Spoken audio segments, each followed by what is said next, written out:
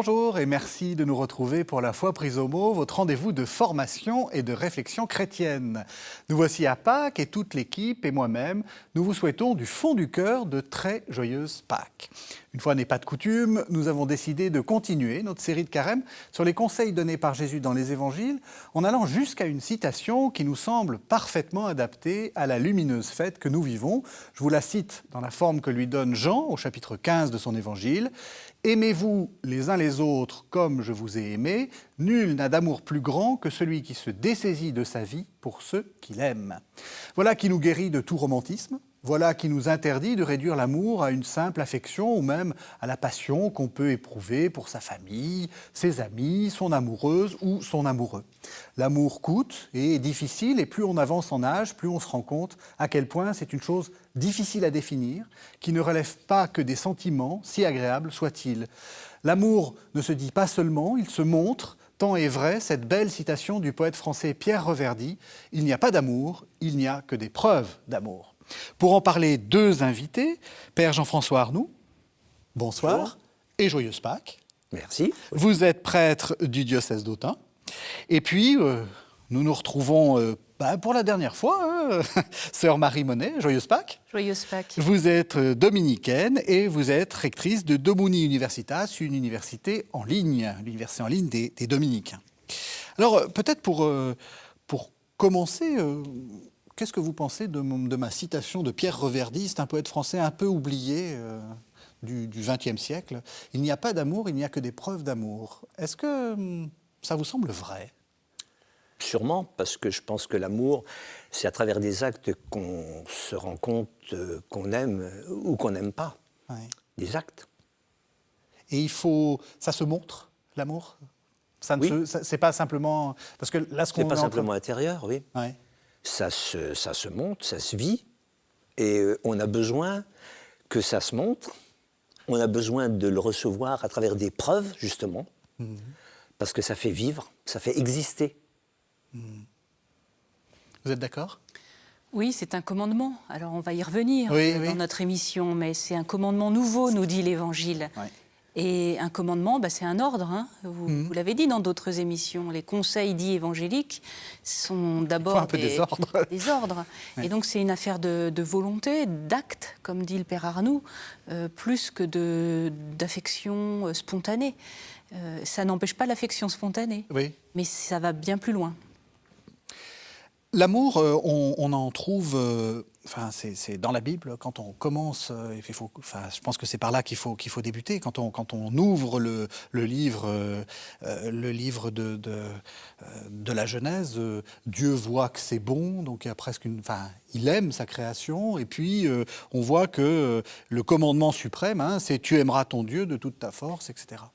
Dans la Bible, il y a déjà cette idée d'amour. Comment est-ce que vous voyez ça ? Pourquoi, à votre avis, c'est si important ? Ça fait partie de la révélation ? Ça fait partie de la révélation, c'est-à-dire que si on existe, c'est parce qu'il y a une volonté d'amour qui nous a créés, qui nous a entourés aussi de tout un contexte de vie, l'espace, la nature, les animaux, tout ce qui existe, c'est le fruit d'un amour. Je pense qu'on le découvre au fur et à mesure qu'on grandit, qu'on se meut dans la nature. On ne vient pas de nulle part. Il y a quelque chose qui fait vivre, qui fait exister, qui aime, qui nous permet d'exister. C'est tout. Je pense que c'est l'essentiel, l'amour. C'est vrai que ça, c'est quelque chose d'important. On prend le monde comme un donné, mais comme si c'était naturel, comme si c'était normal. C'est-à-dire que derrière le don, il y a le donateur. Oui, c'est ça. Et c'est ce que vous suggérez, Père Arnoux, c'est que derrière ce monde dans lequel on vit, il y a quelqu'un qui a eu cette volonté d'aimer. Et de renouer peut-être consciemment avec le donateur donne pleinement le sens du monde dans lequel on évolue et des relations qu'on tisse les uns avec les autres. Je me rappelle, parce qu'on avait fait une émission ensemble il y a 4 ans. 4 ans, oui. Vous nous disiez ça, que vous aviez une sympathie, alors je ne sais plus, c'était une plante ou je ne sais pas quoi, vous étiez en résonance avec... parce que je crois que vous étiez un peu malade, enfin voilà. Beaucoup malade. Même. Beaucoup malade. Et que c'était important pour vous qu'il y avait une sorte de... Oui, presque de communion avec le monde extérieur. L'amour, ça commence par ça ? Oui, mais je pense qu'il y a des tas de choses qui nous sont proches, y compris des plantes, qu'on aime bien, qui existent aussi parce qu'on les aime, parce qu'on les soigne, qui peuvent être aussi des symboles, puisque la plante que j'avais, elle a quasiment perdu la vie. Elle a été 2 ans sans feuilles, sans... Enfin bon... Au moment où vous étiez malade, en fait, ouais, c'est ça ? Où j'étais malade.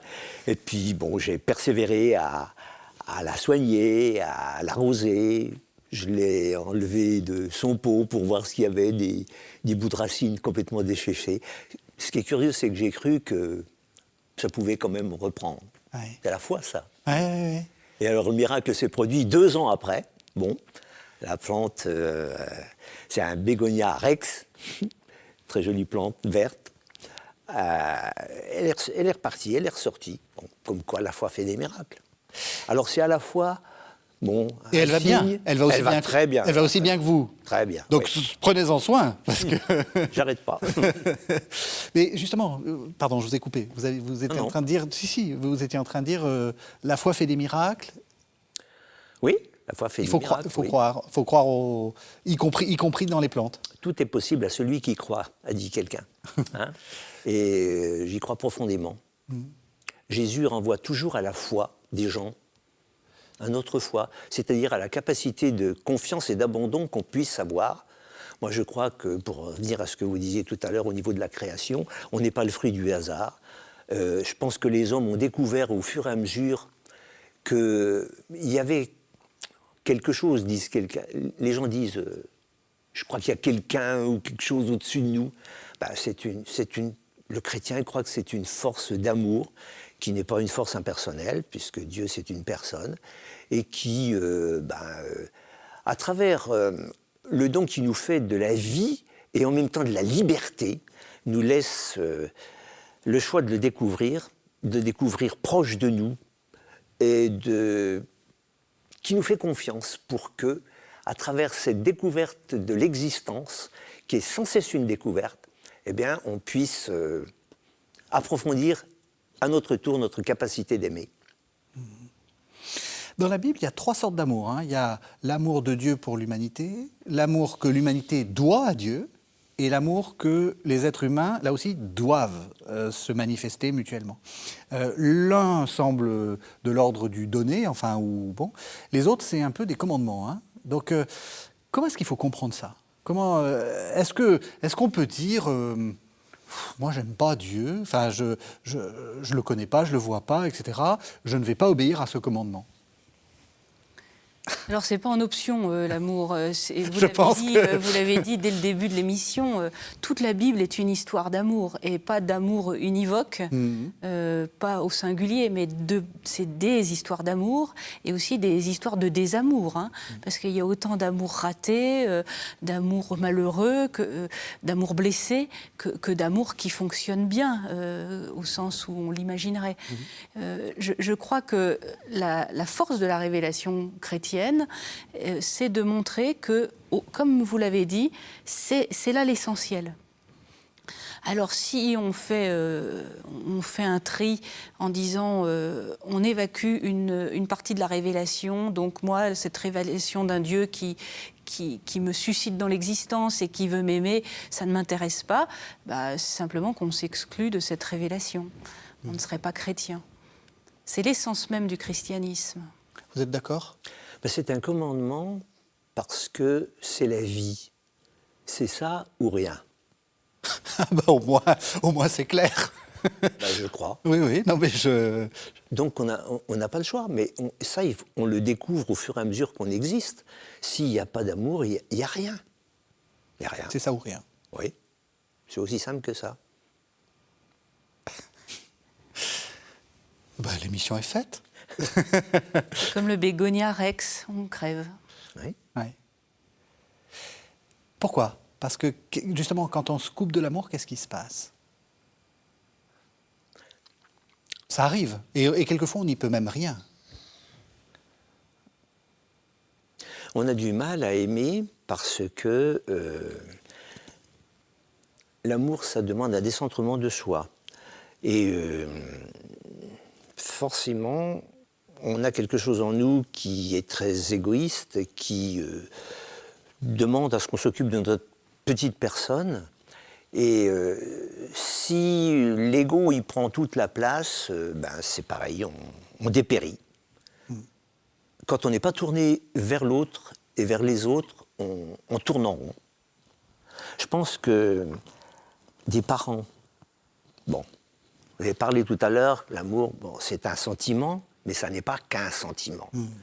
On s'aime, bien sûr, on fait des enfants quand les enfants sont là. Et que la nuit, le petit il se met à brailler toute la nuit parce qu'il est malade, mais la maman ou le papa, il ne se pose pas la question, est-ce que je vais sortir du lit? Il y va.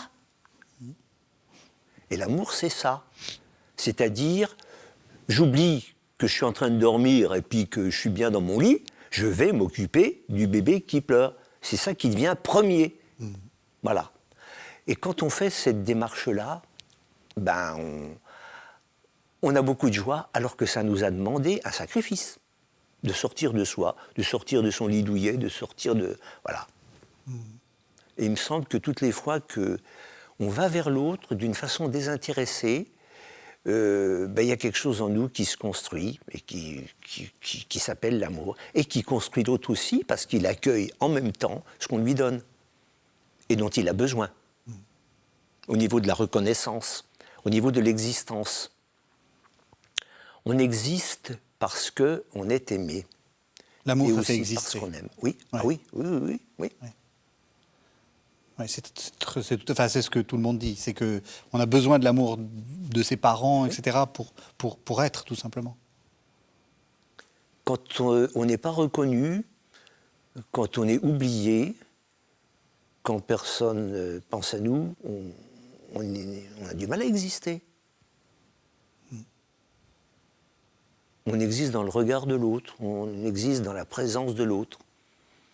Et puis, on en a besoin pour grandir. Le père Arnoux dit c'est pas qu'un sentiment. C'est vrai que quand on regarde beaucoup de télé ou on a beaucoup de séries, l'amour c'est un des grands ressorts narratifs, hein, et on nous le présente, on nous le vend un peu comme une sorte de choses qu'on ne commande pas, et puis tout d'un coup on est quelque chose d'un peu une émotion émotive qui n'est pas de l'ordre de la volonté. C'est ça la révolution de l'Évangile, c'est un commandement. Et donc, aimer, c'est vouloir aimer. Et c'est vouloir construire cet amour, accepter que tout n'est pas donné dans un instant T qui serait l'origine et qui finalement n'aurait que vocation à se dégrader au fil du temps, l'usure. Non, c'est au contraire quelque chose qui est à développer, à construire par des actes de la volonté, qui est notre réponse, notre capacité de répondre à l'amour. C'est notre responsabilité.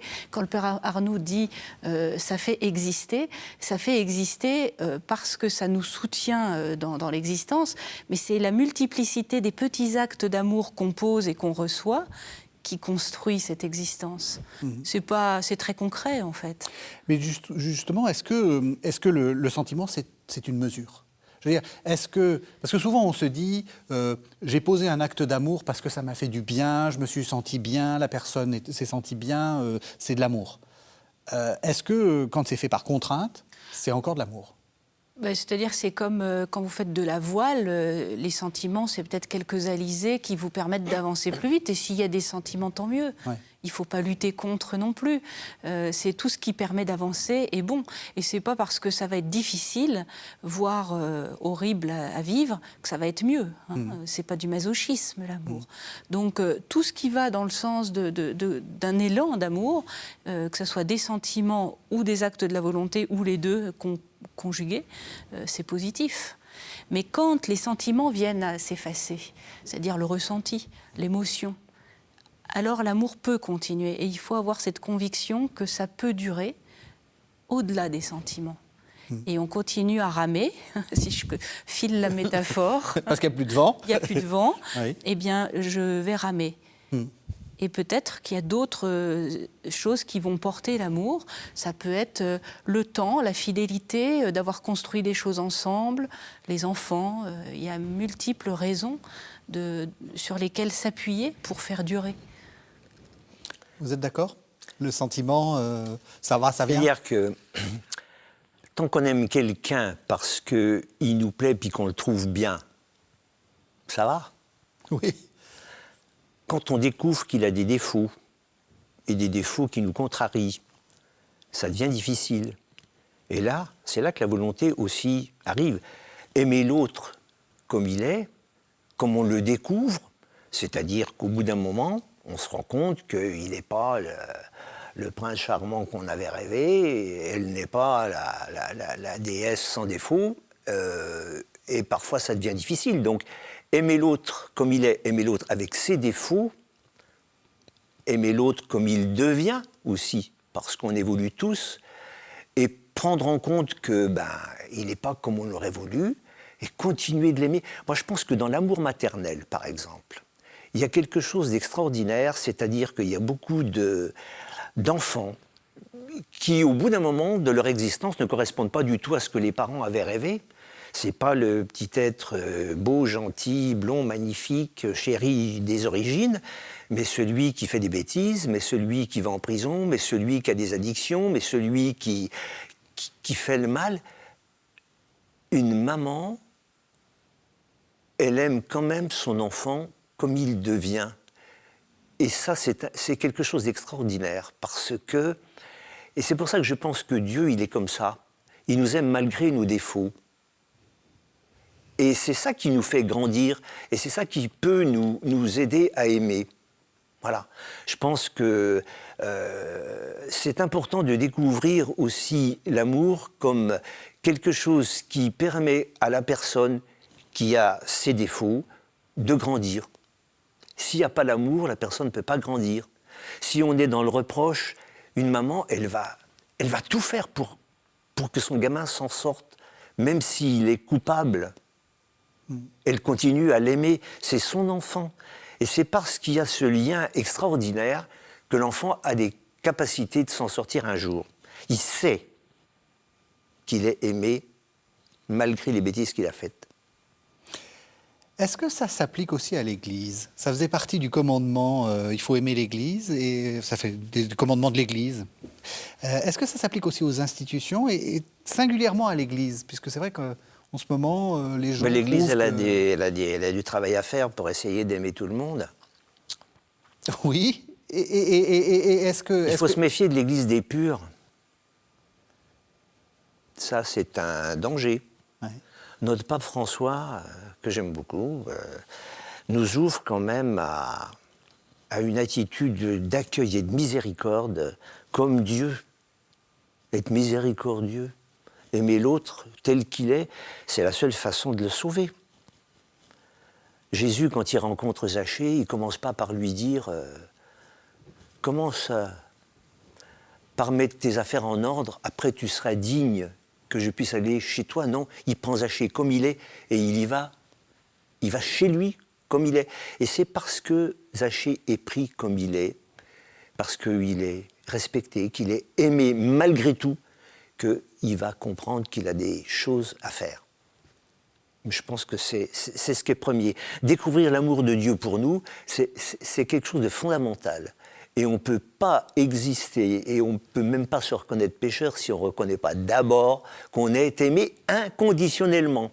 C'est peut-être ça qui manque à beaucoup de gens, d'être persuadés de l'amour de Dieu pour eux. Qu'est-ce que vous en pensez, Marie?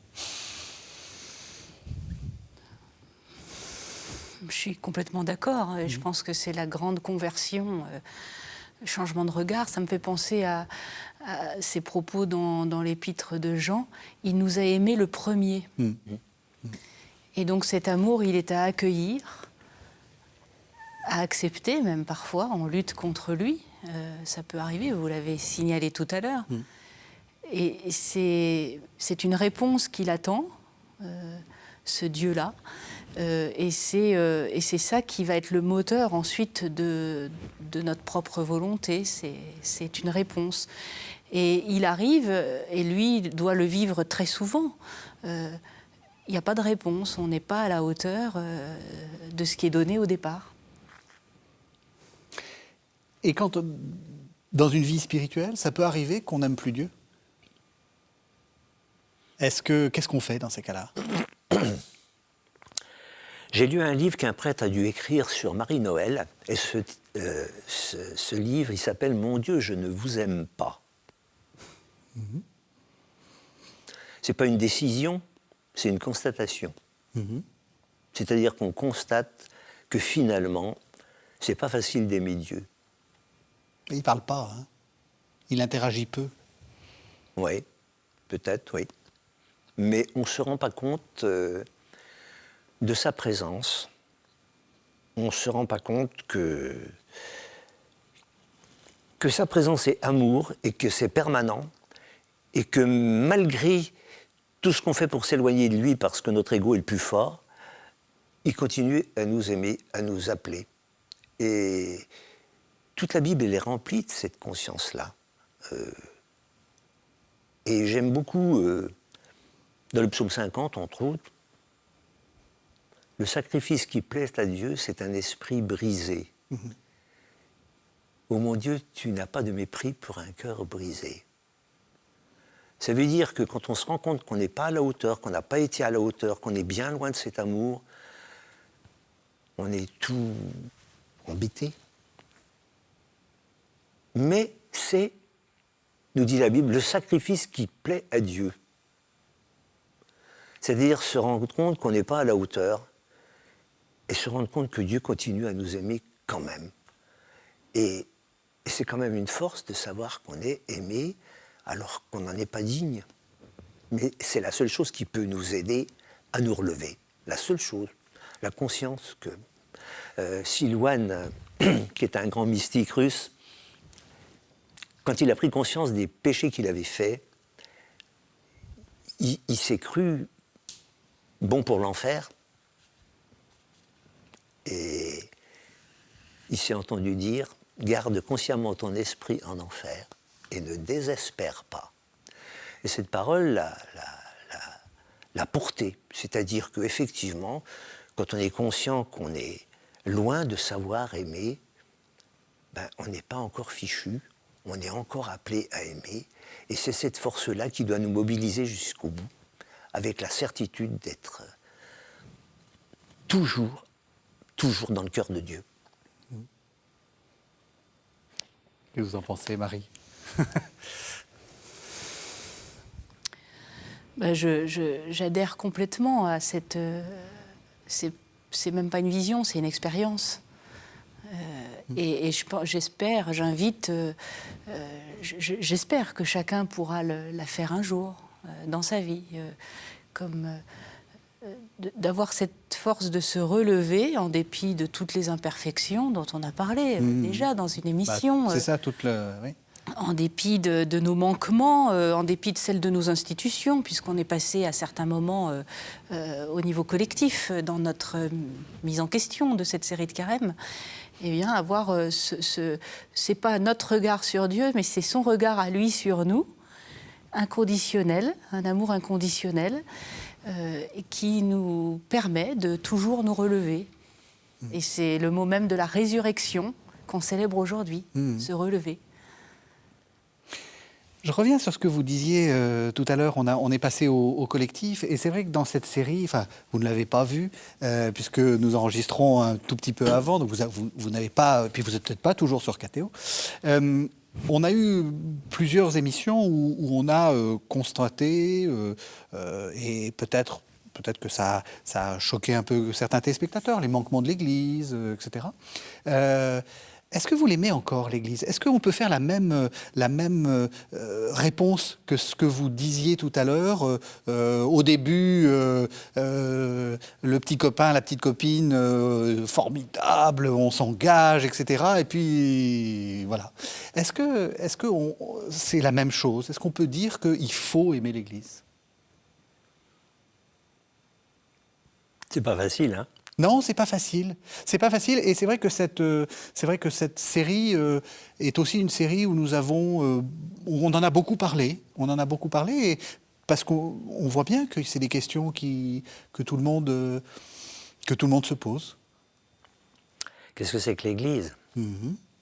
Alors l'Église, heureusement, c'est pas que la hiérarchie. Donc quand on pense à l'Église bien au-delà de la hiérarchie, ça va mieux que quand on pense l'Église avec uniquement la hiérarchie. Parce que la hiérarchie, elle est souvent décevante. Mais l'Église, c'est en même temps, j'allais dire, c'est notre mère, l'Église. Hein, c'est elle qui nous a engendrés dans la foi. C'est à travers toute cette succession de témoins que l'amour du Christ nous a été révélé et qu'on a pu nous-mêmes adhérer. L'Église, elle a fait en sorte que le message de Jésus tienne. Alors, Sainte Église des pécheurs, elle est faite aussi de gens qui font des bêtises, qui se font des péchés, qui sont des fois des contre-témoins. Mais malgré ça, dedans, il y a aussi des tas de témoins, et heureusement. Donc l'Église, c'est aussi le peuple de tous les jours qui fait ce qu'il peut et qui aime aussi là où il est. Voilà, et qui transmet à travers cet amour le message du Christ. Mais bon, dans l'image qu'on a, l'Église, c'est l'Église institution, c'est tout un système, hiérarchique, avec aussi de la difficulté à accueillir aussi le péché des évêques, qui existe aussi. Bon, voilà, on fait avec parce qu'on est tous des pécheurs et on a tous à faire grandir l'Église en étant fidèles à ce commandement de l'amour. Est-ce que ce n'est pas justement le moment de l'aimer encore plus? Sûrement. Sûrement. Elle a besoin qu'on l'aime, mais bon, l'aimer, c'est continuer à servir et à y croire malgré tous les défauts. Ouais. Même question, est-ce que cette série, c'est pas aussi une invitation parce qu'on en a beaucoup parlé, de ces questions d'abus, etc. Est-ce que c'est pas aussi une invitation à aimer l'Église? Je crois que de vouloir faire la vérité, c'est un acte d'amour. Oui. Ça ne s'oppose pas, c'est tout le contraire. Et moi, quand je constate concrètement l'engagement de ceux et celles qui contribuent à faire la vérité, et des fois au détriment de leur propre équilibre personnel, parce que du coup ils prennent sur eux énormément d'agressivité et de difficultés, alors qu'ils ne sont pas forcément concernés directement par ces situations d'abus, mais ils se mettent au service de l'Église pour faire la vérité, et c'est certainement aussi le cas de nombreux évêques et responsables religieux aujourd'hui, ceux qui viennent aujourd'hui se responsabiliser pour l'institution dans des situations de scandale qui datent de 2-3 générations, ça n'a rien d'évident. Ils ont du courage. Ça, il faut quand même le redire. Ils endossent des responsabilités qui sont celles de l'institution qu'ils représentent, mais ce n'est pas leur responsabilité personnelle. Certains n'étaient même pas nés quand ça s'est passé. Donc ça, ce sont des actes d'amour, mais d'amour lucide, d'amour vrai, d'amour engagé. Et c'est bien au-delà du sentiment et du confort personnel. On a commencé à parler d'amour, on commence à donner des exemples, etc. C'est quoi l'épreuve d'amour? Est-ce que c'est simplement être gentil? Est-ce que c'est être serviable? Est-ce que c'est être aimable? Est-ce que il y a plein de, je vous pose plein de questions, puis est-ce que c'est se faire toujours passer en second, comme on nous a appris? La charité, ça consiste à l'autre premier, donc le Christ en premier, les autres en premier, puis moi en dernier. Est-ce que c'est donner des sous? Est-ce que la charité, c'est aussi s'occuper matériellement? Je crois que la première chose, c'est l'écoute. Je pense qu'un des gros problèmes de notre époque, et puis de chacun, c'est de savoir écouter. Parce que si on est à l'écoute, ça veut dire que on va accueillir quelque chose de l'autre, et c'est parce qu'on aura compris qui il est, quelles sont aussi ses blessures, qu'on va pouvoir répondre. Et l'amour, c'est ça. C'est accueillir l'autre comme il est et essayer, avec lui, de soigner les blessures. Un des premiers propos du pape François, ça a été de dire ça. Il a dit, je crois que une des premières tâches de l'Église d'aujourd'hui, c'est de soigner les blessures. Ben voilà, soigner les blessures. Eh ben, si on réussit à soigner les blessures, je pense qu'on aime. Soigner les blessures, c'est écouter l'autre, c'est prendre conscience aussi de ses blessures et se dire, ben moi, comment je peux... Moi, j'ai constaté une chose, hein, pour ma part, quand j'arrive à écouter vraiment quelqu'un, c'est-à-dire à me laisser pénétrer par ce qu'il est, par ce qu'il me dit, j'entre un peu quelque part dans son monde et il se passe un échange qui fait que quelque chose en moi va être changé. Quand on écoute quelqu'un, ça nous change. Et si, après l'entretien, on n'a rien de changé en nous, c'est qu'on n'a pas écouté. Et si on écoute, quelque part, le temps s'arrête. Parce que on laisse l'autre entrer en nous. Il y a quelque chose de Dieu qui se vit là-dedans, dans ce contact. Et c'est pour ça que l'amour de Dieu est indissociable de l'amour des autres, que l'amour des autres est indissociable de l'amour de Dieu, et que c'est à travers cette écoute que je rencontre Dieu.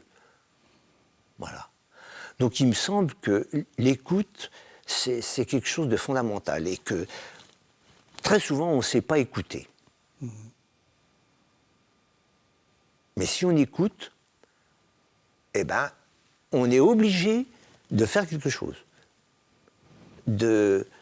L'autre fait partie de soi, désormais, et ben, on aura un comportement qui va essayer de le rendre heureux, d'aider, une présence. On parlait des malades. Bon, j'ai bien fait l'expérience aussi que il ne suffit pas qu'un médecin soigne un corps. C'est important, on est là pour ça. Oui. Mais si le courant passe pas, s'il soigne simplement un organe et non pas une personne, c'est pas terrible.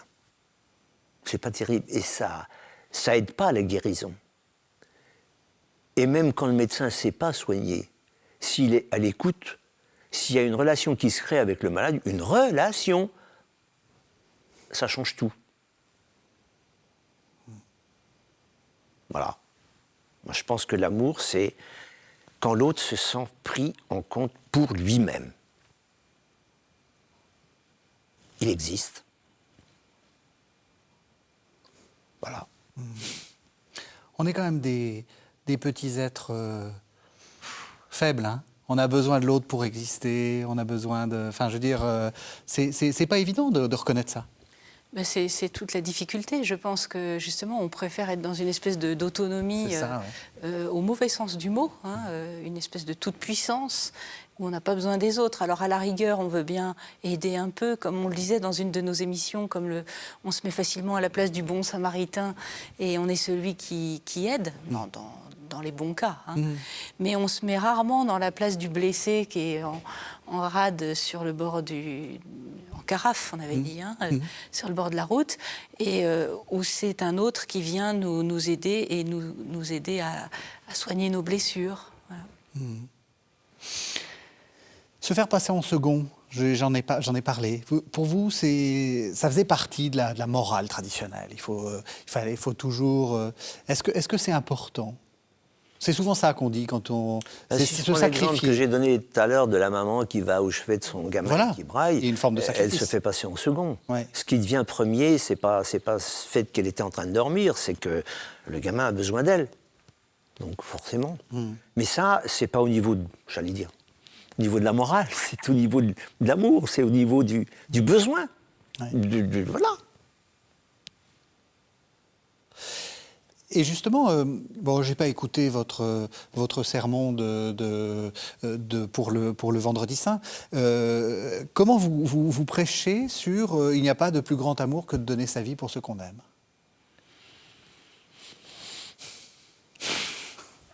Ah, question compliquée. Hein. On en voit les limites. Hein, effectivement, quand on aime quelqu'un, on est prêt à se sacrifier pour lui. Vous savez, je pense à comment il s'appelle, Arnaud Beltrame, là. C'est officier de gendarmerie qui a donné sa vie dans un supermarché. Là, il a fait... Voilà, je pense qu'il a fait un acte éminemment chrétien, si on peut dire ça. Enfin, humain. Tout ce qui est vraiment humain et chrétien. Voilà. Il n'a pas de plus grand amour. Il a accompli la mission pour laquelle il s'est engagé. Et c'est pour ça qu'il est unanimement reconnu comme j'allais dire, un héros. Mais voilà. Il a fait ce que Jésus nous demande de faire, humainement parlant. Voilà. Donc, oui, il n'y a pas de plus grand amour que de donner sa vie pour ceux qu'on aime, oui. Maximilien Kolb, qui prend la place de quelqu'un qui devait être fusillé parce qu'il avait des enfants, il fait un acte d'amour, il donne tout, il sait que, voilà, bon. Puis dans la perspective où on sait qu'on est aimé de Dieu pour l'éternité, j'allais dire, on y va carrément, quoi. On ne cherche pas à sauver sa peau. Ce qui est terrible, c'est de sauver sa peau au détriment des autres. Bon. Je ne sais pas quoi dire d'autre. Vous n'avez pas prêché, mais peut-être malheureusement. Comment vous prêcheriez là-dessus ? Vous avez cité cette figure d'Arnaud, du colonel Beltrame ou de Saint-Maximilien Marie Kolb. Très récemment, on a appris la mort de l'opposant russe Navalny. C'est aussi une figure de cet élan de ce qu'on appelle des opprimés volontaires, c'est-à-dire ils vont au-devant de l'oppression. Ils auraient pu s'y substituer, mais il y a comme en eux un appel à aller au-devant. Ils sont lucides. Et c'est pas pour autant du suicide. C'est un don de soi jusqu'à la mort, mort comprise. Et c'est l'illustration de ce grand amour qui donne sa vie pour ceux qu'on aime. Et je pense que c'est plus des trajectoires existentielles à constater que des théories. Voilà. Il y a des moments qui génèrent, qui suscitent. On constate qu'il y a ces hommes ou ces femmes et qui sortent du lot et vont poser cet acte extraordinaire d'amour. Et comme vous l'avez dit, j'aime beaucoup l'image de l'amour maternel, c'est le même élan dans le quotidien. Et c'est moins flamboyant peut-être, mais il y a aussi tous ceux qui donnent leur vie goutte à goutte, dans des petits actes d'amour. Et les parents, c'est ça, typiquement, des années durant, qui vont accompagner la croissance d'un petit être qui dépend entièrement d'eux. Et on voit bien que quand l'amour vient à manquer, quand les soins viennent à manquer, eh bien les êtres sont handicapés pour toute leur vie. Je pense qu'il y a beaucoup de militants. Les gens qui sont des militants, c'est aussi des gens qui donnent leur vie. Parce qu'ils prennent beaucoup sur eux, sur leur vie de famille, sur leur ego, pour défendre une cause, à tous les niveaux, que ce soit les agriculteurs, les écolos, etc., etc., etc. Les hommes politiques aussi. Les hommes politiques, bien entendu. Qu'on décrit c'est une forme de charité et d'amour que de s'occuper des autres. Alors évidemment, on critique beaucoup parce qu'il y a des déviances et ça existe, Mais quand même, donner sa vie, c'est pas simplement faire couler son sang, c'est donner son temps. Donner son temps, donner son argent. Il y a des gens qui font tout ce qu'ils peuvent pour accueillir des migrants, par exemple. Bon, c'est vraiment donner sa vie, ça, accueillir quelqu'un chez lui. Voilà. Et puis militer pour que les gens qui sont en manque de toit, bon, toute la Fondation Abbé Pierre, tout ça, mais c'est voilà, les gens qui s'engagent, les Restos du Cœur, etc. On pourrait dire, il y a quand même pas mal de gens qui aiment.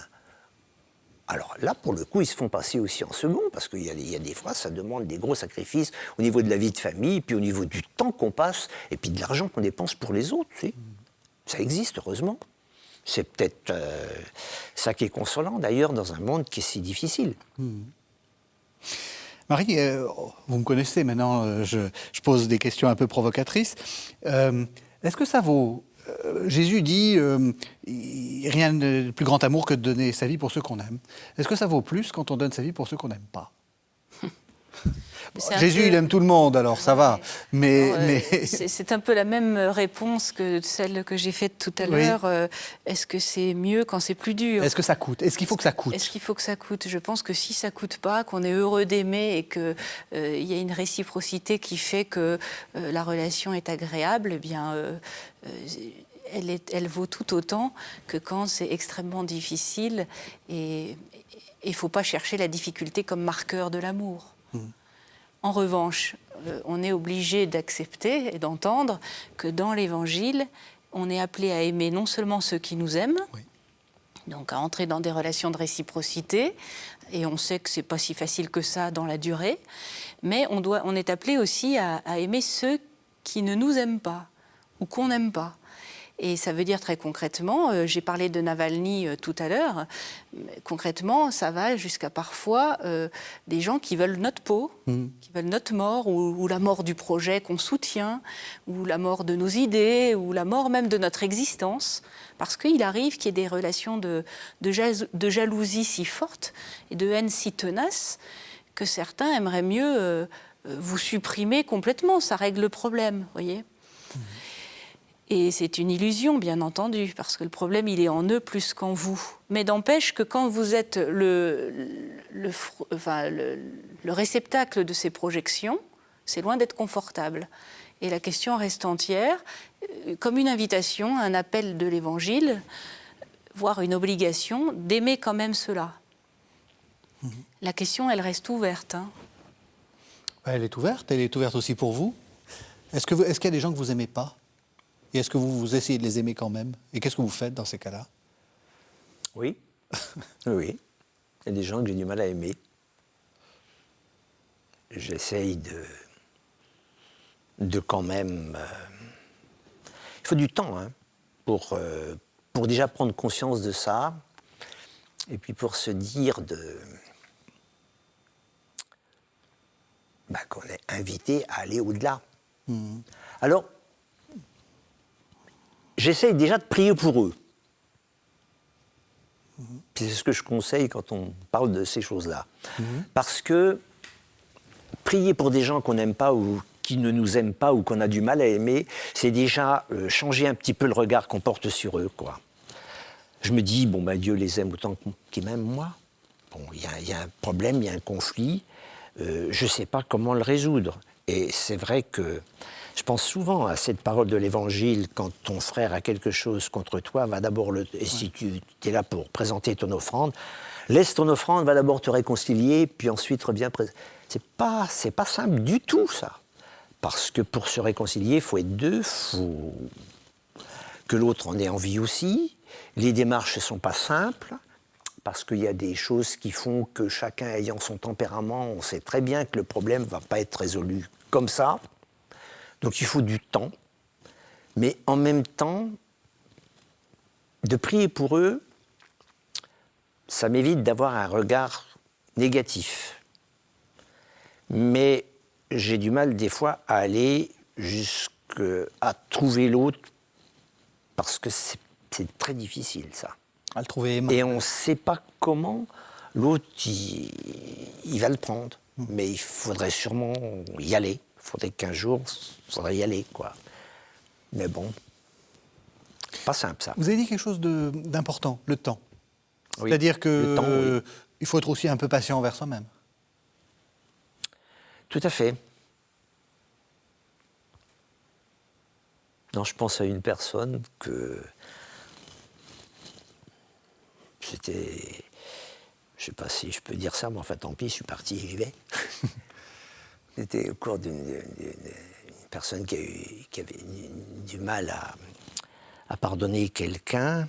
Et puis au niveau du sacrement du pardon, je ne lui ai pas donné l'absolution. Puis je lui ai dit, écoutez, essayez de prendre le temps, etc. Et puis revenez me trouver quand vous... Les années ont passé. Et au bout de 20 ans, j'étais dans une autre paroisse, tout ça. Il y a quelqu'un qui vient me trouver à la fin de la messe. Donc j'en parle librement parce que je ne sais plus qui c'est, je ne sais pas son nom, je n'ai plus son visage. Puis là, vous ne trahissez pas le secret de la confession. Là. Il y a rien, on peut reconnaître rien pour l'instant. La personne vient me trouver et elle me dit « Bonjour, bon, vous me connaissez, non. Il y a 20 ans, je suis venu vous trouver en disant que j'avais du mal à pardonner quelqu'un. Ben, vous m'avez dit, ben, revenez me voir quand... voilà, je viens vous voir, ça fait 20 ans, j'ai pardonné. » Voilà. Bon. C'est extraordinaire parce que c'est un sacré travail, et puis c'est un travail douloureux à faire sur soi, qui prend du temps. Oui, effectivement, le temps, c'est très important pour chacun d'entre nous. Il y a des tas de choses qui ne se font pas comme ça du jour au lendemain. La conversion, le travail de conversion, le carême arrive chaque année, ça montre que c'est pas parce qu'il y a un carême qu'on est converti au bout du carême. Même après Pâques. Même après Pâques. Donc, l'état de conversion, la métanoïa, comme on dit, c'est le propre du chrétien, et c'est à faire tous les jours, quoi. Et il faut du temps. Mais je pense aussi qu'il faut demander à Dieu de venir pardonner en nous, qu'il faut lui demander de venir aimer en nous, pour nous apprendre l'amour. Il faut du temps pour comprendre ça, et je pense qu'il est... Voilà, on est tout petit, on est... Plus je vieillis, plus je me rends compte de ma pauvreté, de mes limites, de mon incapacité, de mon néant. Et plus je me dis que Dieu continue à m'aimer et à me sauver. Et plus je me dis aussi que ce n'est pas nos bonnes œuvres qui nous sauvent, mais c'est toujours l'amour inconditionnel de Jésus-Christ. Et ça, c'est toujours important à comprendre. Et je pense que tout vient de Dieu. Voilà. Quand on comprend ça, on sait qu'on est démunis et qu'il est capable de nous donner ce qu'il faut au moment où il faut. Mais on ne peut pas s'appuyer, c'est la parabole du pharisien et du publicain, sur ses bonnes œuvres, alors que quelque chose en nous aimerait bien qu'on se présente devant Dieu avec des bagages en disant voilà, la liste des choses. Eh ben non, j'ai rien, je suis les mains vides. Mais j'attends tout de toi. Le bon larron, voilà, ça c'est extraordinaire. Le bon larron. Il ne peut pas se prévaloir d'une vie parfaite, d'une vie sainte. Il a tout raté, il a tout foiré, et il en est conscient. La seule chose qu'il fait et qu'il le sauve, c'est un regard vers le Christ, total, de miséricorde, d'appel. Aujourd'hui, tu seras avec moi dans le paradis, c'est fabuleux, quoi. Ça veut dire qu'on a toutes ces chances jusqu'au dernier moment. On arrive à la fin de l'émission et donc à la fin de la série. Qu'est-ce qu'il faut retenir de cette émission et qu'est-ce qu'il faut retenir de cette série ? Grosse question. Grosse question. C'est à chacun, peut-être des téléspectateurs et de nos invités, à répondre. Moi, ce qui m'a beaucoup frappé, c'est qu'à chaque fois, on oscillait entre l'amour et la vérité, entre la miséricorde et la justice. Et on sent bien qu'il y a tout un espace, un chemin, et vous venez de le dire, une conversion permanente. On est en marche constante. Et on n'a jamais atteint le but. Et c'est cette marche qu'on est invité à poursuivre dans l'élan de Pâques, de la résurrection. Et sans doute, avec la perle que vous venez de nous livrer, c'est sans bagage. c'est sans bagage, et donc on va continuer la route, on va continuer le chemin en tenant comme le bon larron avec le fil, un fil simplement, d'un fil, le regard d'amour de Dieu sur nous, sur notre humanité. Je n'ai pas écouté votre sermon de Pâques, puisqu'on n'en est pas encore là. Qu'est-ce que vous allez dire, ou qu'est-ce que vous avez dit ce soir ?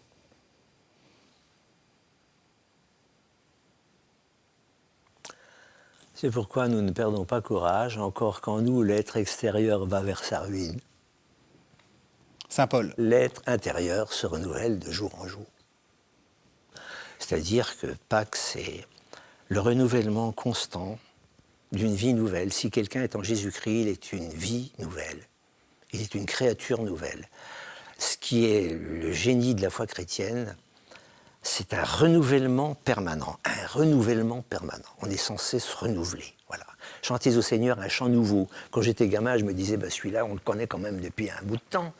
Un chant nouveau, c'est le chant intérieur de chacun pour dire, Seigneur, au point où j'en suis, je crois encore que tu peux faire de moi quelque chose de bien, à ta façon, plus qu'à la mienne.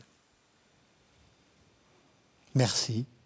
Merci infiniment. Merci d'avoir accepté de clore notre série de carême et donc de Pâques. Merci, Sœur Marie, ça a été vraiment un très grand plaisir. Un plaisir, merci Régis. Non, écoutez, vraiment, on est ravis.